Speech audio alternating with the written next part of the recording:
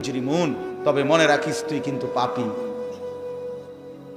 8টা বাজে নাস্তা খাইতে বসছিস বেঈমান, খা, ঠিক আছে, খাইতে দিলাম, তবে মনে রাখিস তুই কিন্তু ফজরের নামাজ পড়স নাই, আমি মালিকের হিসাব আছে।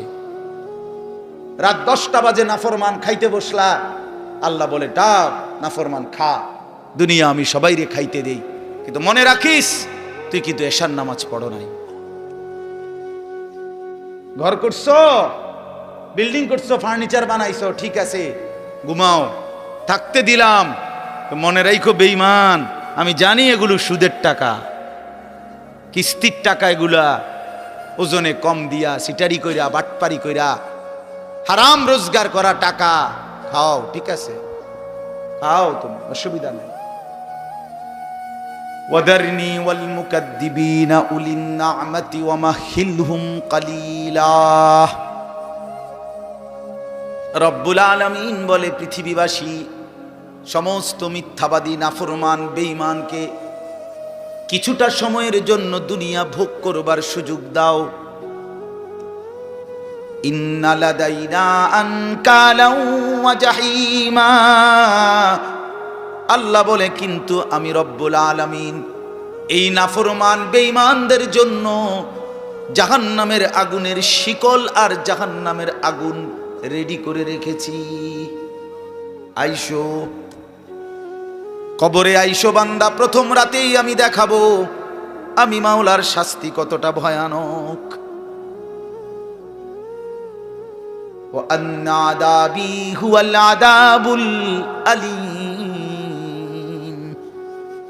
আল্লাহ বলে মনে রাখো বান্দা, আমার আযাব কিন্তু বড় ভয়ানক। ইন্না বাতশা রাব্বিকা লাশাদীদ, আল্লাহ বলেন আমার ধরা কিন্তু বড় শক্ত ধরা, বড় শক্ত। এই জন্য আমরা যেন আল্লাহকে ভুলে না যাই। কেন নামাজ পড়বেন না? কেন সেজদা দিবেন না? আল্লাহকে বাদ দিবেন কেন? আল্লাহকে বাদ দিলে থাকেটা কি? যে মুসলমান মালিক চিনে না, তার আর মুসলমান রইল কি? যে মোমেন তার ঈমান চিনে না, মুনিব চিনে না, সে মুসলমান কিসের? ওয়ালা তামুতুন্না ইল্লা ওয়া আনতুম মুসলিমুন, আল্লাহ বলছে পূর্ণ মুসলমান না হয়ে কবরে আইসো না বান্দা, কষ্ট পাইবা, কষ্ট পাইবা। আউলা লাকা ফাআউলা সুম্মা আউলা লাকা ফাআউলা, আল্লাহ বলছে নাফরমান, 4 বার বলতেছি তোমারে, তোমার জন্য আযাব আছে, আযাব আছে, আযাব আছে, আযাব আছে। তাফসীরের মধ্যে লিখছে, একবার জান কবজের সময়, একবার কবরে, একবার হাসরের মাঠে, একবার জাহান্নাম, 4 বার তুমি কষ্ট পাইবা। কোরআন শরীফে আছে প্রত্যেক নাফরমান পাপী, বিশেষ করে বেনামাজি, এই ছেলের আল্লাহর তোহাই তোমাদের হাতে ধরে বলি ভাইয়া, কোরআন শরীফে আছে আল্লাহ বলছে যারা নামাজ পড়ে না, মালাকুল মউত আজরাইল খোদার কসম জান কবজের সময় কলিজা থেকে রুহুটা টান দিয়া ছিঁড়া ফেলবে, টান দিয়া ছিঁড়া ফেলবে। কাল্লা ইযা বালাগাতিত তারাকি, কণ্ঠনালীর কাছে চলে আসবে, তখন রুহুটা কণ্ঠনালীর থেকে আর বের হতে চাইবে না, গলায় যেমন আটকাইয়া যায়, আটকাইয়া যাবে রুহু বেঈমানের, নাফরমানের। তো ফেরেশতা আল্লাহর নবী বলেন, মালাকুল মউত আজরাইল টাইনা হেসরাইয়া ছিঁড়া ছিন্ন ভিন্ন করে রুহুটা বেনে বের করবে।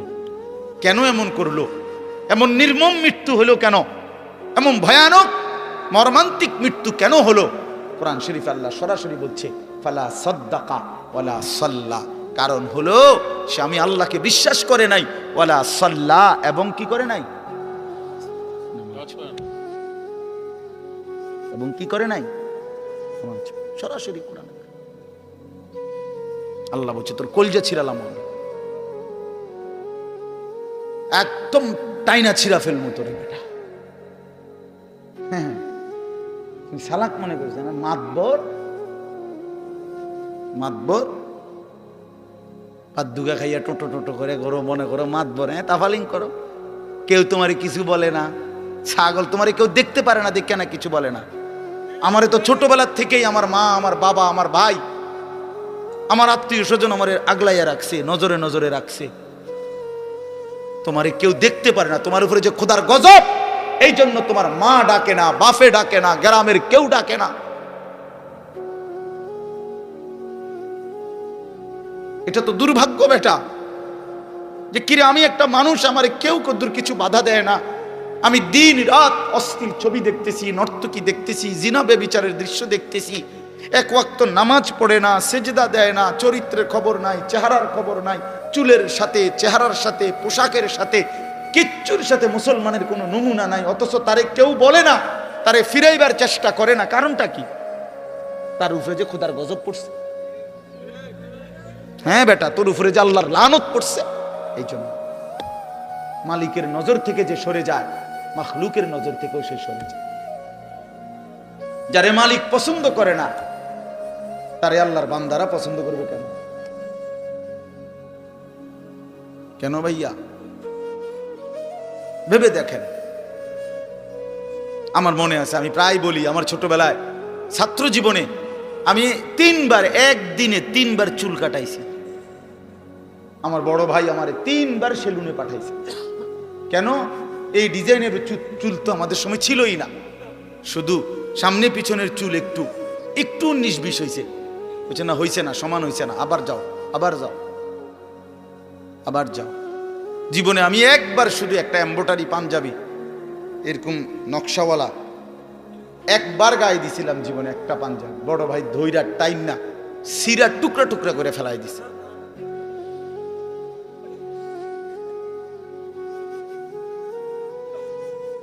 বাজান, আস্তে আস্তে আস্তে আস্তে অন্যদের ক্ষতি হয়, অন্যদের কষ্ট হয়। এই জন্য ছেলেরা আমি মাঝে মাঝে এটা অস্থিরতা বোধ করে বলি, আমার ভাই, আমি তোমার পরিবর্তন চাই, আমি তোমার বদলানো দেখতে চাই। তুমি নষ্ট হইও না, তুমি বরবাদ হইও না, চরিত্রহীন হইও না ভাইয়া। কষ্ট পাইবা, শেষ পর্যন্ত তুমি একলাই থাকবা। এই বন্ধুরা কেউ থাকবে না, এই মোবাইল কেউ থাকবে না, এই ফেসবুক, এই ইউটিউব এগুলো থাকবে না দোস্ত। আমার খুব অল্প সময়ের ব্যবধানে আমি তুমি সবাই পৃথিবীর মায়া ছেড়ে চলেই যেতে হবে, খুব দ্রুত। যুবকও কবরে চলে যায়, বয়স্ক মানুষও কবরে যায়, কোলের বাচ্চাও কবরে চলে যায়। আল্লাহ তাআলা আমাদেরকে বুঝ দান করেন, আল্লাহ তাআলা আমাদেরকে কবুল করে নেন। অনেক ছেলে বসছো, মাশাআল্লাহ। ছেলেরা তোমাদেরকে আমি আপন করে বলবো, নিজের ভালো বোঝো ভাই, নিজের ভালো বোঝো। কেন নষ্ট হইবা? এত সুন্দর দেহ, এত শরীর স্বাস্থ্য আল্লাহ তাআলা সুস্থ সবল বানাইছেন। আল্লাহ তাআলা চোখ দিয়েছেন, নাক দিয়েছেন, কান দিয়েছেন, হাত পাও দিয়েছেন। কোরআন শরীফে আছে, এই যে এখন বললাম যে নামাজ পড়ে না তার মৃত্যুর কষ্ট হবে। কোরআন শরীফে আছে, আল্লাহ তাআলা বলছেন, ওয়াইলুন ইয়াউমাইযিল লিল মুকাদ্দিবিন, সমস্ত মিথ্যাবাদী নাফরমান পাপীর জন্য সেদিন জাহান্নামের আযাব। যদি বলি কেন, তো আল্লাহ বলেন, ওয়াইদা কিলা লাহুমুর কাউ লা ইয়ারকাউন, ওদেরকে যখনই বলা হতো নামাজ পড়তে, ওরা নামাজ পড়তো না। আমি বারবার ডাকছি, 5 বার এক এক বেলা, এক এক দিন 5 বার মসজিদে, এক একটা মহল্লায়, যেই কোনো মানুষ আমরা যখন মসজিদে এক একটা ওয়াক্তের আজান হয়, এক মসজিদে না, কমপক্ষে 10টা মসজিদের আজান কাছাকাছি জায়গার থেকে আমাদের কানে ঢোকে, ঠিক না? তাহলে 10টা মসজিদে যদি 4টা করে হরন থাকে, তাহলে 40টা হরন দিয়া আপনার কানে আজান পৌঁছাইলো। তুমি বেঈমান, একটা সেজদা দিলা না। তুমি কেমন মানুষের বাচ্চা? তুমি কোন মার ঘরে জন্ম নিছো? তোরে মুসলমান বলে কোন জানোয়ারে বেটা? তুই কিসের মুসলমান বেটা? কিসের মানুষ বেটা? কোন মানুষ তুমি বেটা? আল্লাহ তাআলা বলেন, আমি বললাম তাকে বারবার, সে আমার মতো মালিবের কথা, মনিবের কথা ছেড়ে দিল, প্রত্যাখ্যান করল।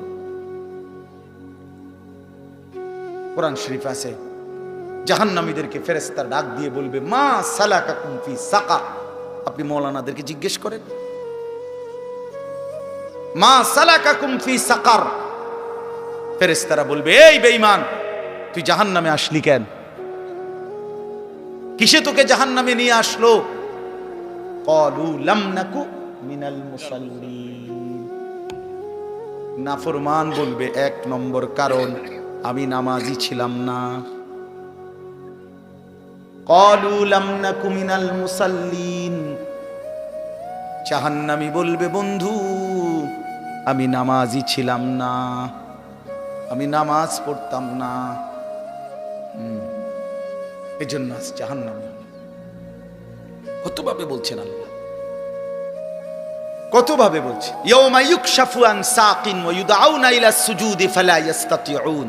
আল্লাহ তাআলা বলেন সেদিন কিয়ামতের দিন প্রত্যেককে তার সারা শরীর খুলে দেওয়া হবে, অর্থাৎ সারা শরীরের মধ্যে কোনো কাপড় থাকবে না, একেবারে টাকনু পর্যন্ত শরীর বিবস্ত্র হাসরের ময়দানে। এই অবস্থায় ফেরেশতারা ডাক দিয়ে বলবে এই বেঈমান তোর এতগুলো সেজদা ছুটে গেছে মোট, এগুলো দে, এখন দে। ওয়ায়ুদআউনা ইলা সুজুদ। প্রত্যেক নাফরমান পাপীকে বলা হবে সেজদা দিতে। কি দিতে? ফালা ইস্তাতিউন। আল্লাহ বলেন লক্ষ্য কুটিবার চেষ্টা করেও একটা নাফরমান একটি সেজদাও আর হাসরের ময়দানে দিতে পারবে না। খাশিয়াতান আবসারুহুম। আল্লাহ বলে সেদিন চোখ নিচের দিকে নামায়া দাঁড়াইয়া থাকবে, তার হাকুহুম জিল্লা, চূড়ান্ত লাঞ্ছনা, বেইজ্জতি, অপমান তার কপালে জুটবে। ফেরেশতা শুধু লাথি দিবে, লাথি। ইয়াসলাহা মাদমুমান মাদহুরা। কোরআন শরীফ আল্লাহ বলছে নাফরমান পাপীকে ফেরেশতা ধাক্কা দিতে দিতে বেইজ্জতি করতে করতে জাহান্নামের দিকে ফেলে দিবে। হাঁটাইয়া নিবে না ভদ্রচিত ভাবে, না না, লাথির লগে নিবে, লাথি। লাথি দিতে দিতে জাহান্নামে নিয়ে যাবে। কোন বেঈমান যদি, নাফরমান যদি বলে ফেরেশতাকে ভাই সাহেব হাঁটাইয়া নেন, ফেরেশতা বলবে না, মালিকের নির্দেশ হলো তোমার লাথি দিতে দিতে নেও, বেইজ্জতি করতে করতে নাও, চলো এমনিই চলো, হাঁটার সিস্টেম নাই। এই জন্য চলো ভাইয়া। অসংখ্য ছেলে পেলে, আমি অনেক সময় বলি, অনেক ছেলে আগাইতে চায়, কিন্তু এই সমবয়সী কিছু অসৎ বন্ধু আছে, এই শয়তানরা ওরে ভালো হতে দেয় না। হ্যাঁ, হাসি দিয়া উড়াইয়া দেয়, ঠাট্টা করে উড়াইয়া দেয়। এরকম দুষ্ট কিছু কিছু অসভ্য থাকে প্রত্যেক সমাজে, দুষ্ট কিছু শয়তান ছেলে, এই নাফরমানগুলো ওরে ভালো হতে দেয় না।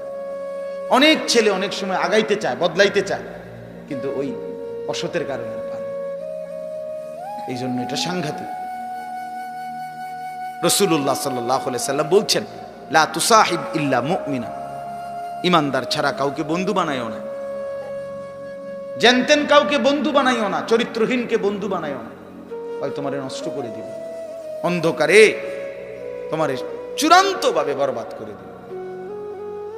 আল্লাহ আমাদেরকে হেফাজত করে।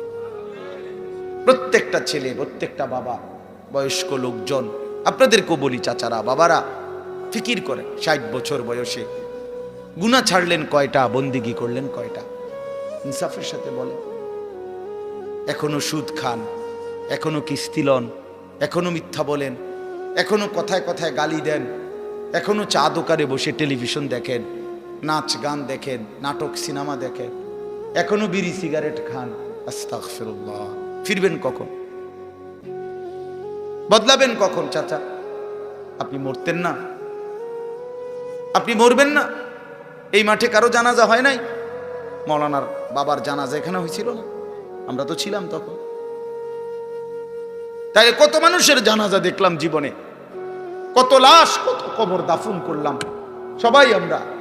এত লাশ, এত কবর, এত মানুষের মৃত্যু আমাদেরকে কিছুই মনে করাইলো না। আজকে কবরবাসীদের রুহের মাগফিরাত, আজকে যারা আমাদের আগে কবরে, তাদের মাগফিরাত আমরা কামনা করলাম। আল্লাহর কসম বন্ধু, এই অল্প সময়ের ব্যবধান, হয়তো 20 বছর, 30 বছর, 40 বছরের ব্যবধানে, হয়তো 50 বছরের ব্যবধানে, তো আমাদের পরবর্তী জেনারেশন এরকম একদিন আমাদের রুহের মাগফিরাত কামনা করবে। কি এই বেশি দিন নাই, দেখতে দেখতে একদিন শুনবেন আনিসুর রহমান আশরাফি নামে একজন বয়ান করত, সে মারা গেছে। এমনই হবে, এমনই হবে। হযরত ওমর রাদিয়াল্লাহু তাআলা আনহু বলতেন, কুল্লা ইয়াউমিন ইউকালু মাতা ফুলান মাতা ফুলান, প্রতিদিন ঘোষণা হয় আজ অমুক মরলো অমুক মরলো, ওয়ালা বুদ্দা মিন ইয়াউমিন ইউকালু মাতা ওমর। তিনি বলতেন, শোনো, অচিরেই একদিন ঘোষণা হবে আজ ওমরের মৃত্যু হলো, আজ ওমরের মৃত্যু হলো। এই জন্য মৃত্যু নিশ্চিত, চলে যাব আমরা, এটাই নিশ্চিত। আল্লাহ তাআলা আমাদেরকে অনস্তিত্ব থেকে মানুষ বানিয়েছেন।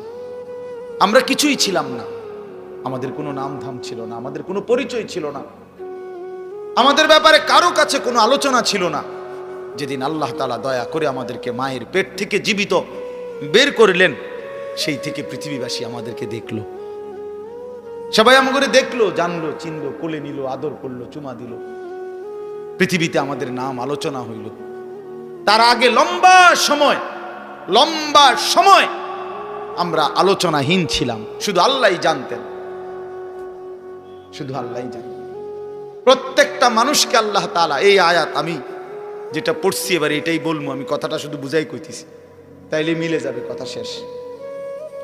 আমরা যারা মানুষ, এখানে আমাদেরকে আল্লাহ তাআলা 7টি ধাপে সৃষ্টি করেছেন।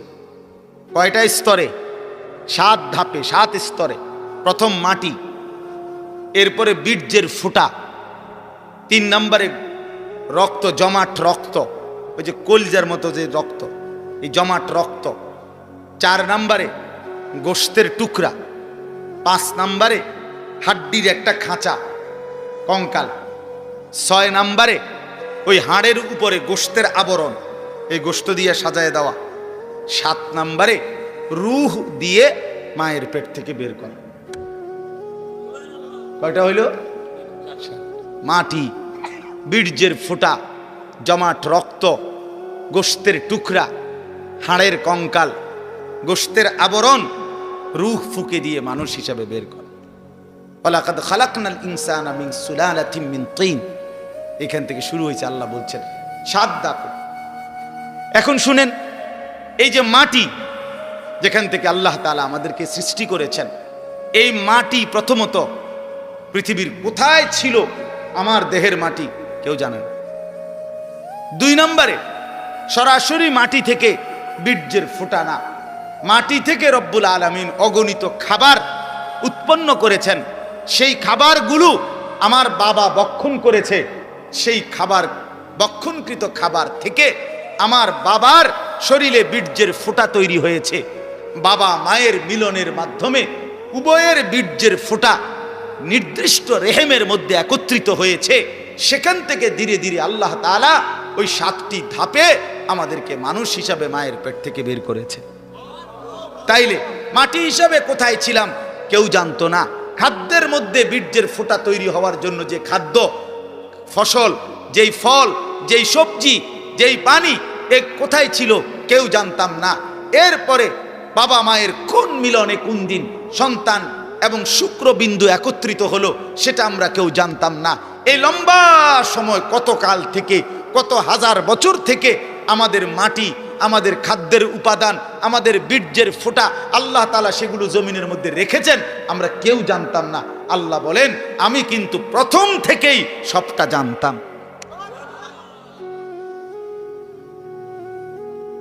তোমার মাটির উপাদান কই ছিল, খাদ্যের উপাদান কই ছিল, বীর্যের উপাদান কই ছিল, কোন দিন তোমার বাবা হবে, কোন দিন তোমার মা হবে, কোন দিন তারা স্বামী স্ত্রী হবে, কোন দিনের মিলনে সন্তান আসবে, এই সব ফয়সালা আমি আল্লাহ আগের থেকেই নির্ধারণ করে রাখছিলাম। সুবহানাল্লাহ। আল্লাহ তাআলা বলে, বান্দা, এইভাবে নিখুঁত পরিকল্পনা নিয়ে, কত দীর্ঘ সময় নিয়ে আমি তোমারে বানাইছি, আমি তোমাকে বানিয়েছি। তুমি তো কিছুই ছিল না, তুমি তো কিছুই ছিল না। এই কথাইটাই এবার শুনেন, কোরআনুল কারীমের 29 নম্বর পারা, 76 নম্বর সূরা, সূরাটার নাম হলো সূরা দাহর। এই সূরার প্রথম 5টি আয়াত আমি আপনাদের সামনে পড়েছি। এবার তরজমা শুনেন, তাইলে আমার কথা শেষ। আল্লাহ তাআলা বলেন, হাল আতা আলাল ইনসানি হিনুম মিনাদ দাহর লাম ইয়াকুম শাইআম মাযকুরা। মানুষ, তুমি ভেবে দেখো, তুমি মনে করো, বুঝতে শেখো যে তোমার উপর দিয়া যুগের পর যুগ দীর্ঘ সময় অতিবাহিত হয়েছে যখন তুমি উল্লেখ করার মতো, পরিচিত দেওয়ার মতো কিছুই ছিল না। লাম ইয়াকুন শাইআম মাযকুরা, তুমি উল্লেখ করার মতো কিছু ছিল না। না তোমার নাম ছিল, না ঠিকানা ছিল, না তোমার বাবার কোনো পরিচয় ছিল, না তোমার মায়ের কোনো পরিচয় ছিল, কিছুই ছিল না তুমি। আমি রব্বুল আলামিন এই সব কিছুকে নির্দিষ্ট সময়ে সময়ে গুছাইয়া এরপরে একদিন ইন্না খালাকনাল ইনসানা, আমি আল্লাহ মানুষকে সৃষ্টি করেছি মিন নুতফাতিন আমশাজ, স্বামী স্ত্রীর মিশ্র বীর্যের ফোঁটা থেকে আমি বানিয়েছি। কিন্তু এখান পর্যন্ত আনতে গিয়ে এর আগের মাটি, এর আগের পানি, এর আগের বাতাস, এর আগের খাদ্যের উপাদান, এই সব কিছু কখন কোনটা কোথায় ছিল সবগুলোকে একত্রিত করে সেটা নির্দিষ্ট জায়গায় এনেছি। এই সবটা আমি আল্লাহ করেছি। কতদিন থেকে তোমরা কেউ জানো না, আমি জানতাম। কথা বলে কে জানতেন? আল্লাহই জানেন। তো এবার আল্লাহ তাআলা বলেন, এত দীর্ঘদিনের পরিকল্পনা করে আমি আল্লাহ তুমি মানুষকে বানিয়েছি। এখন প্রশ্ন হলো, এত যত্ন করে, এত পরিকল্পনা করে, এত লম্বা সময় নিয়ে কেন তোমারে বানাইলাম? নাবতালিহি, তোমাকে পরীক্ষা করার জন্য, তোমাকে পরীক্ষা করার জন্য। কারণ আমি আল্লাহ তোমাকেই জান্নাত দিতে চাই, তোমাকেই জান্নাত দিতে চাই। আমার আখিরাত তোমার জন্য বানাইছি, জান্নাত আমি তোমার জন্য বানাইছি। এখন আমি দুনিয়ার হায়াত দিয়া পরীক্ষা করতে চাই। নাবতালিহি, আমি আল্লাহ পরীক্ষা করব কে জান্নাতে যেতে পারবা, কে জাহান্নামে যেতে পারবা। এটা পরীক্ষা করার জন্য পৃথিবীতে এবার থাকতে দিছি। এখন পরীক্ষা করার জন্য যে দিল, এখন আমাকে আল্লাহ তাআলা কি কি দিলেন? আল্লাহ তাআলা বলেন, ফাজআলনাহু সামিআম বাসীরা। এক নম্বরে আমি আল্লাহই তোমাকে শুনতে দিয়েছি, দেখতে দিয়েছি, বুঝতে দিয়েছি। দিল দিলাম, দিমাগ দিলাম, কান দিলাম, চোখ দিলাম। আমি আল্লাহ সারা দেহে আমি আল্লাহকে চিনবার, বুঝবার, জানবার, আখিরাতের বন্দেগী করার সমস্ত যোগ্যতা দিয়েই তোমার শরীর গঠন করেছি।